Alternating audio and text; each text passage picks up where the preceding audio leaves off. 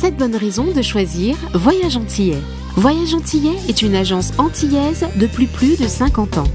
Voyage Antillais vous réserve un accueil chaleureux, une qualité de service, un accompagnement soigné, toujours avec le sourire.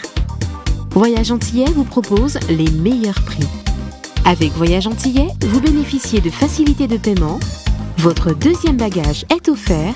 Voyage Antillais, c'est 2 agences en Île-de-France qui relient les Antilles à Paris. Voyage Antillais, nous là vous faisons voyager. Guadeloupe, actualité. Et cette affaire du tableau représentant le président Emmanuel Macron décapité prend une nouvelle tournure. En effet, ce matin, Philippe Verdol, organisateur de l'exposition controversée au Centre des Arts, ainsi que l'artiste Boss Blow, auteur de l'œuvre en question, étaient tous les deux convoqués au commissariat de Pointe-à-Pitre. Une enquête a été ouverte après la plainte déposée contre X par Emmanuel Macron. Si l'affaire fait scandale, elle offre paradoxalement une visibilité accrue au travail de l'artiste. Un bad buzz qui soulève des questions fondamentales sur la liberté d'expression en France. Les auditions de ce matin marquent une étape importante dans cette enquête. On fait tout de suite le point avec Olivier Félix. Notre organisation, elle est co-organisatrice de cette exposition, donc en vie santé. Et en ce sens, donc, nous avons été appelés donc en convocation à la police, de même que celui qui fait office de commissaire d'exposition et l'artiste lui-même. Quand nous avons demandé, donc mon avocat et moi-même, une copie de la plainte, cette copie nous a été refusée. Et on nous a donné une vague idée de ce qu'elle pouvait contenir. Et lorsque j'ai vu le type de questions, le type de terrain sur lequel on avançait, j'ai refusé de répondre aux questions, en fait. Je ne sais pas du tout quel est le but ni l'intention visée. Bon, on imagine bien qu'on dérange, on le sait depuis qu'on a investi le Centre des Arts avec le collectif. On sait que ça dérange, on sait que ça chatouille, mais là, on est juste curieux. En tout cas, moi, je suis juste curieux, j'ai pas envie de m'avancer en disant que oui, ils font ça parce que si, ils font ça. Je sais pas. C'est juste drôle à voir et on regarde juste. J'imagine qu'il faudra attendre la fin de l'audition de mes 2 camarades la semaine prochaine, jeudi prochain, donc Antoine et puis Blo. Et j'imagine que c'est à ce moment-là qu'on aura des éléments sur la suite. Je reste serein et j'attends la suite. Je suis encore stupéfait et curieux de voir où est-ce que ça va amener en fait. Mais je suis pas... Ça me dérange pas, au contraire d'ailleurs. Ça met la lumière sur tout ça et sur moi aussi. Du coup, ça me permet d'être plus vu par rapport à mon art et ma musique. Donc, c'est tout bénéfique pour tout le monde en fait. L'impression très précise que j'ai eue, c'est qu'on me proposait une petite porte pour que je puisse m'échapper, m'évader moi-même, moi seul, et laisser mes camarades plonger la semaine prochaine. Alors, je tiens à dire aussi que ils ont... je parle des artistes en général, ils ont exprimé la souffrance du peuple guadeloupéen, ils ont exprimé ses espoirs aussi dans le drame du chlordécone que nous vivons. Et en ce sens-là, ils ne devraient en aucun cas être inquiétés. Cette situation, elle serait tenue comme parfaitement inconcevable en France métropolitaine, mais encore une fois, nous sommes sous les cocotiers. Alors, chez nous, c'est possible. Et parce que nous sommes une autre catégorie de citoyens, des citoyens de seconde zone. Nous serons évidemment mobilisés pour suivre cette affaire suite aux différentes auditions et nous ne manquerons pas de vous tenir informés. Un mot solidarité maintenant. Lutter contre la précarité alimentaire, c'est l'objectif de la ville du Gosier qui lance une épicerie solidaire itinérante. Ce minibus parcourra le territoire afin d'offrir des denrées alimentaires entre 10 et 30% moins chères que dans la grande distribution. Mais au-delà de l'accès aux produits de première nécessité à moindre coût, cette initiative permettra également un suivi social personnalisé pour les bénéficiaires, notamment ceux du CCAS. Un dispositif innovant qui pourrait bien faire la différence pour de nombreuses familles. Maxime Morel est allé à la rencontre des acteurs de ce projet. Pour une certaine partie de la population, c'est de plus en plus difficile. Il y a effectivement de la précarité.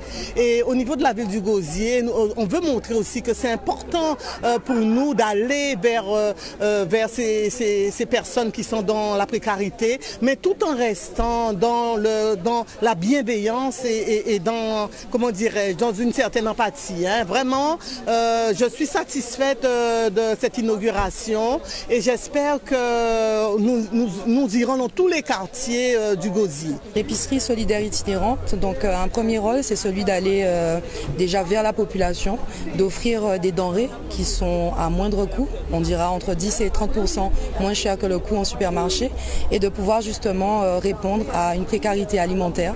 On sait qu'il y a l'inflation en ce moment, et donc du coup nos familles sont des personnes en difficulté qui rencontrent des soucis, ça peut être de l'endettement ou des difficultés de la vie quotidienne, et donc vont pouvoir bénéficier de l'accès à l'épicerie solidaire pendant un temps et avec un accompagnement social. Ce n'est pas seulement une épicerie solidaire, c'est aussi un moyen comment dirais-je, de faire des ateliers d'éducation budgétaire et nutritionnelle avec les personnes qui viendront. Cette volonté aussi s'accompagne pour les personnes bénéficiaires d'un accompagnement social fort à travers, comme nous l'avons voulu de toute façon à Gosier, la participation à des ateliers, un suivi social personnalisé, aussi des conseils. Donc il n'y a pas que la distribution des denrées, mais il y a aussi un accompagnement qui vise donc l'autonomie et donc l'insertion des personnes en difficulté, en tout cas des bénéficiaires. Franchement, c'est une bonne initiative pour ceux qui en ont besoin,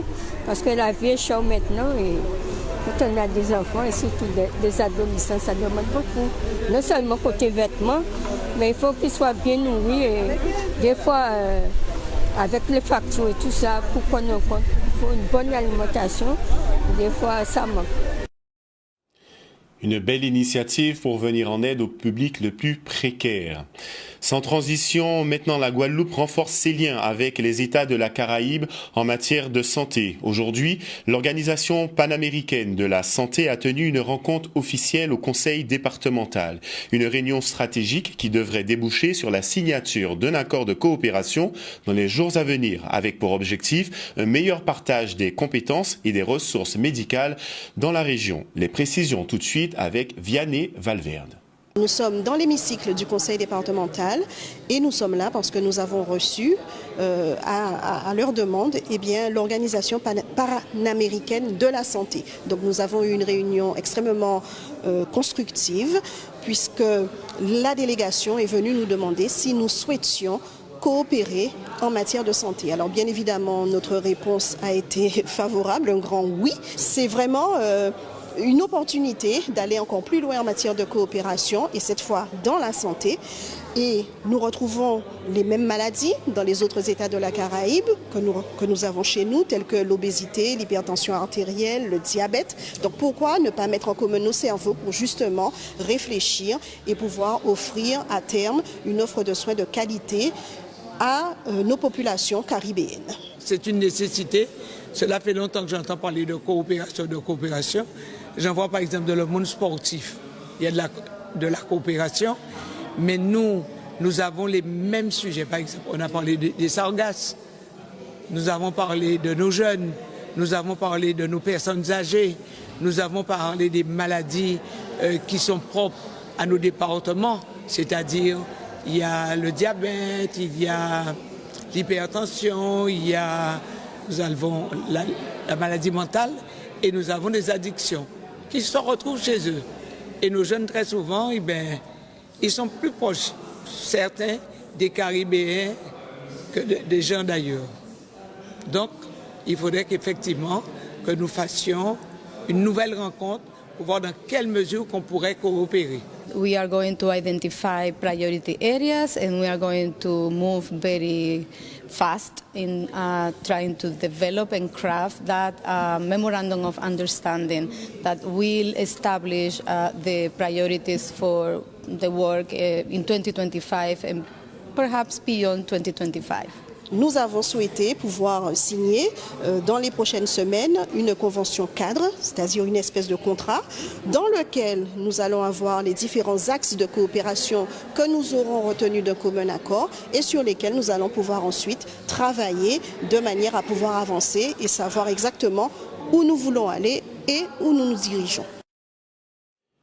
Et de la santé au logement, il n'y a qu'un pas. C'est un projet ambitieux qui se dessine dans le cadre de la rénovation urbaine portée par Cap Excellence. Une convention a été signée avec la SICOA pour l'aménagement de l'îlot Gabar. Au programme, 280 logements, dont 82 logements sociaux, 83 logements intermédiaires et 116 logements libres. Le projet prévoit également l'installation de 20 commerces afin de dynamiser l'activité économique du secteur. Une avancée majeure pour ce quartier en pleine mutation. Un reportage de Charlie Dagonia. Aujourd'hui, c'est une démarche qui est, je dirais, de la co-construction, puisque l'ensemble des partenaires ont véritablement montré la dynamique qui consiste à faire bâtir, faire naître une nouvelle génération de logements pour les familles, puisque je rappelle que la rénovation urbaine portée par le président Yves Jalton, puisque Cap Excellence est porteur du projet, l'ensemble des élus communautaires, avec les bailleurs, avec l'État, avec l'ANRU, tous rassemblés aujourd'hui, nous avons démontré qu'il était nécessaire d'aller beaucoup plus loin. Donc on a signé une nouvelle fois, parce qu'en fait c'est le processus qui est engagé, parce qu'il y a une attente précise et forte de la population et c'est pour ça que nous travaillons. Cette convention, qu'est-ce qu'elle dit? Elle dit que nous allons avoir la main, SICOA, pour pouvoir aménager cet îlot de 3 hectares et faire en sorte qu'il y ait une ville dans la ville, un village dans la ville, avec environ 280 logements. On aura aussi le siège social de SICOA qui sera implanté, aussi là. Et dans ces 280 logements, on aura donc du logement intermédiaire, du logement locatif social, du logement en accession et du logement pour les seniors, mais aussi du logement libre. On va reconstruire un peu plus de 200 logements de très très grande qualité, avec une notion environnementale extrêmement élevée et puis surtout une signature architecturale magnifique devant la mer sur un site de 3 hectares historique, parce que c'est mon ami Jean-Louis Borloo à l'époque qui avait traité ce dossier. Depuis près de 3 années, nous participons aux travaux, à la procédure pour pouvoir mettre en place le renouvellement urbain de Pointe-à-Pitre. Et sur ce site où il y avait les tours Gabar, nous rêvions de pouvoir commencer les travaux avant la fin de ma mandature. Et aujourd'hui, grâce à la mobilisation de tous nos partenaires, vous avez vu qu'il y a la présidente de l'Agence nationale de rénovation urbaine, le président d'Action Logement qui est la maison mère de SICOA, toutes les personnalités, tous les dirigeants, tous les go-chaps, comme on dit, sont mobilisés à nos côtés afin de pouvoir franchir les obstacles du rigorisme administratif. Et grâce à ce qu'on a conclu aujourd'hui, eh bien, le projet va pouvoir commencer. Et avant la fin de la mandature, les gens pourront voir concrètement que nous l'avons dit et aujourd'hui nous l'avons fait. Un projet qui semble bien lancé et gageons que les promesses seront tenues afin d'embellir cette ville de Pointe-à-Pitre. Mettre en lumière la richesse des zones humides de notre archipel, c'est l'objectif du documentaire inédit La Guadeloupe, l'archipel des Wassous, projeté aujourd'hui au fort d'Elgrès dans le cadre de la Journée mondiale des zones humides. À travers ce film, l'Office de l'eau espère sensibiliser le grand public à l'importance de ces écosystèmes et aux moyens mis en place pour leur préservation. Un reportage de Gérard Loiseau. Nous proposons aujourd'hui au public une après-midi d'animation avec une chasse au trésor et un village d'animation autour des trésors des zones humides. Et ce soir, à partir de 18h, nous proposons une projection d'un documentaire inédit qui s'appelle La Guadeloupe, l'archipel des Wassous.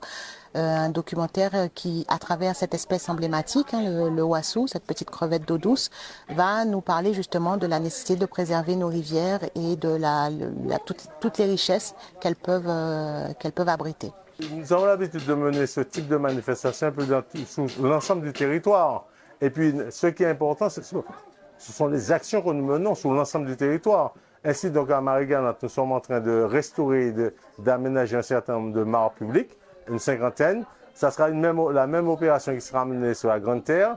Au moment où je parle, on travaille également sur le marais de Port-Louis, à peu près 400 hectares. Donc ces opérations systématiques, on les mène, pas seulement les documentaires qu'on monte, mais d'une manière générale, l'action de l'Office de l'eau s'intègre dans cela, protéger les zones humides, faire connaître les zones humides, sensibiliser la population sur l'importance de ces zones humides, protéger ces zones humides parce qu'elles ont un rôle clé, notamment en matière de prévention contre les inondations, en matière de biodiversité, en matière de vie tout simplement. Donc oui, nous menons des actions sur tout le territoire de la Guadeloupe. Une belle projection, vous l'avez noté, au fort d'Elgrès. Soyez nombreux à la suivre. Un nouveau concept touristique maintenant voit le jour en Guadeloupe, le Guadeloupe Secret Tour. Ce circuit propose aux visiteurs de partir à la rencontre des agriculteurs locaux, de découvrir leur quotidien et de mieux comprendre les défis du métier. Une initiative qui s'inscrit pleinement dans l'agritourisme et qui vise à valoriser le savoir-faire de nos planteurs et de nos agriculteurs. Un reportage de Charlie Dagonia.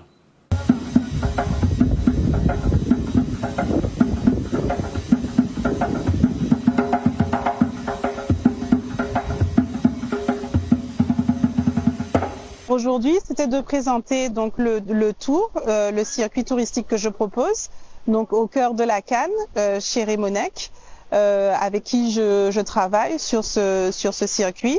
L'idée étant, donc là nous venons sur la distillerie, mais l'idée étant de voir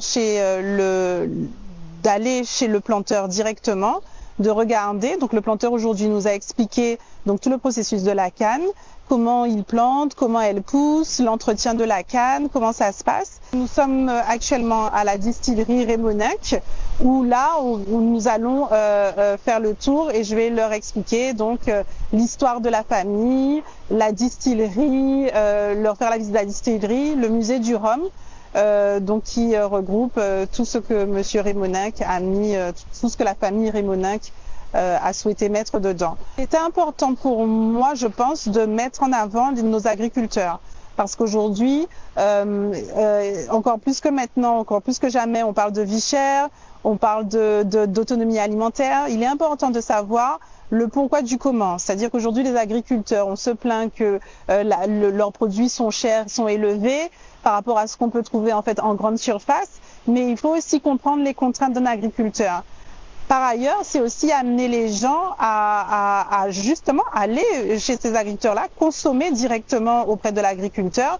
Je pense qu'il est important que pour chacun des thèmes que je vais aborder dans l'agritourisme, c'est de montrer donc tout cet aspect de l'agriculture, les complications, les joies aussi, les satisfactions aussi.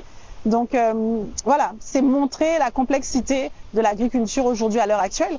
Et avec aussi ces problèmes de changement climatique, donc qui influent sur la production locale. Et l'alternance se développe en Guadeloupe, former les jeunes, dynamiser la filière et faciliter l'insertion professionnelle. Tels sont les objectifs du développement de l'alternance dans le secteur agricole en Guadeloupe. Un modèle de formation qui a déjà fait ses preuves et qui séduit de plus en plus de jeunes désireux de se lancer dans l'agriculture tout en acquérant une solide expérience sur le terrain. Les explications tout de suite avec Solène Fèvre. Notre objectif, c'est de développer l'apprentissage en Guadeloupe, l'apprentissage dans nos métiers. Donc nos métiers, les métiers qu'on représente au CAPIAT, c'est l'agriculture, l'agroalimentaire et la pêche. Nous savons que la pêche, elle est artisanale, donc que nous allons avoir beaucoup de difficultés à former dans la pêche, puisque pour le moment, nous n'avons pas de CFA qui propose de formation en apprentissage au niveau de la pêche, mais c'est quelque chose que nous pourrions envisager avec le CFA qui serait prêt à monter une formation au niveau de la pêche. Maintenant, en agriculture, ça fait de très nombreuses années que le CFA agricole existe et donc nous espérons pouvoir développer l'apprentissage davantage, accompagner les jeunes et surtout améliorer l'image de nos métiers, parce que nos métiers souffrent d'une mauvaise image et donc nous devons impérativement travailler davantage sur l'attractivité l'attractivité de nos métiers. Tout le monde sait que l'apprentissage n'a pas forcément bonne presse de manière générale, alors que c'est une voie d'excellence. Nous avons entre 80 et 100% au niveau de taux de réussite. Et au niveau de l'insertion, je pourrais vous dire que nous avons régulièrement des anciens apprentis qui viennent et qui sont maintenant des patrons.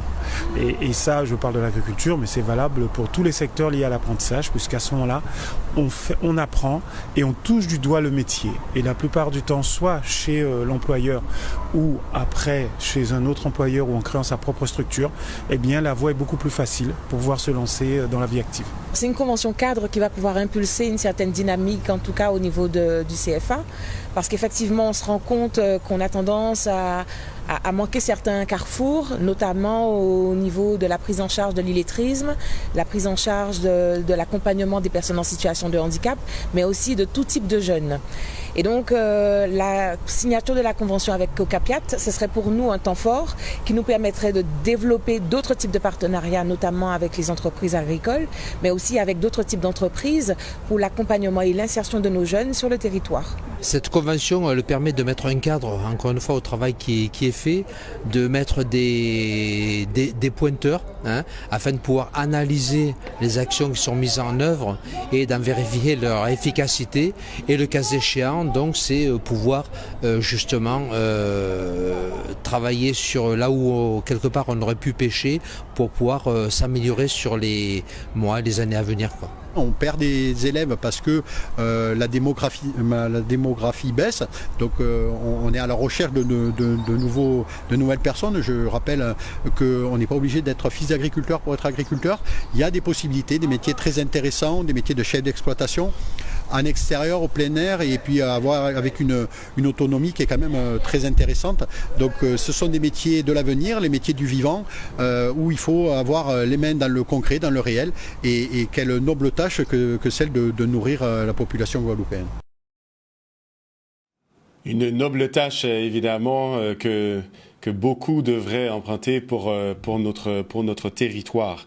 Un mot maintenant, une tendresse et de chaleur avec cet hommage rendu aujourd'hui à Madame Colette Allard, la centenaire de la ville de Pointe-à-Pitre, au sein de la maison de retraite Mundubut. Une cérémonie chaleureuse entourée de sa famille et des résidents, où cette femme de caractère a été célébrée pour son parcours et sa longévité. Retour sur cet hommage avec Charlie Dagonia. Le centenaire de notre chère maman et mamie, Colette Allard. C'est un moment rempli d'émotions, de gratitude et de joie, rempli de souvenirs et de rires. Et nous avons l'honneur de partager cette journée avec elle et ces 5 générations de notre famille. Aujourd'hui, nous fêtons avec les résidents, avec les familles et les professionnels les 100 ans de Madame Allard. Donc c'est un événement dans une maison de retraite, d'avoir comme ça des personnes qui avancent dans l'âge en bonne santé.